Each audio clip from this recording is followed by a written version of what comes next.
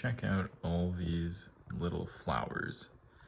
There are probably hundreds all over this stevia plant. This is my Stevia rebaudiana.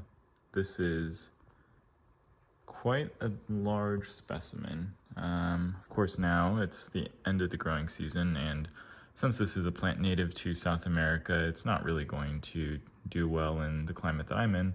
I brought it inside, but as you can tell, it's gone to flower, and like I mentioned, there are so many flowers here, and the leaves have gotten droopy. It's just basically time to harvest this plant. So I'm planning on getting all these little seeds off of the plant, off these dried flowers here. You can look here on this book I have, there's quite a lot of flowers that fell already. From what I understand, stevia does not have that great of a germination rate, so to have this many seeds would be actually pretty good.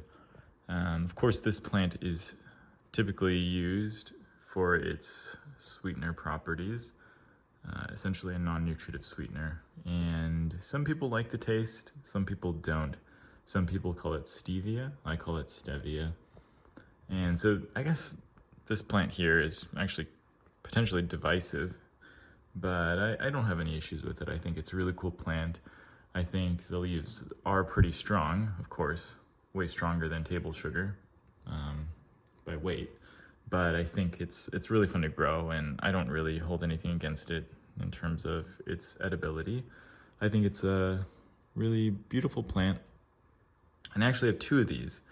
And on my other plant, I took cuttings because I thought, why not, you know? Why not try to get a few more props out of this plant? And it took to taking cuttings pretty well. Those cuttings rooted in water, and then I just transferred them into soil. And the stevia will live on through those cuttings, and I'll see how great these seeds come out in terms of germination. I'll probably do a video on that later on, but I just wanted to give a little overview of this plant that I have. This is my stevia. If anyone is familiar with the different things you can do with stevia in terms of edibility, I'm thinking for perhaps something to add to tea as a sweetener. I find that stevia goes well with things that are more fruit forward or fruity, I guess I should say, in flavor. There seems to be some sort of overlap in my mind with the flavor of stevia and its sweet profile and that of fruit or something more floral.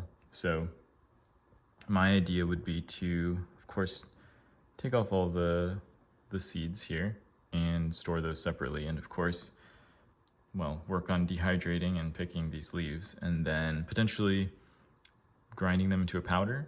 I know that you can do that, or maybe just having it as a loose leaf and then adding a few leaves to tea, I think would be nice. But if anyone has any other suggestions on what you could do with stevia leaves, since I have essentially two plants full of leaves, and this plant I would say is at least almost 5 feet tall, maybe 4.5 feet tall.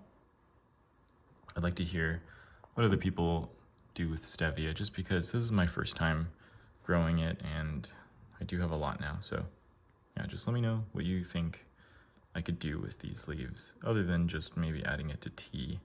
I haven't really tried it with baking too much. I don't think I like the flavor when it's with things that are baked goods. I kind of, like I said, I think trying it with tea or maybe potentially even a smoothie or something like that, or just fruit in general, I think might be a good pairing here. But let me know what you think and what you might use stevia for in your kitchen. I'm just curious.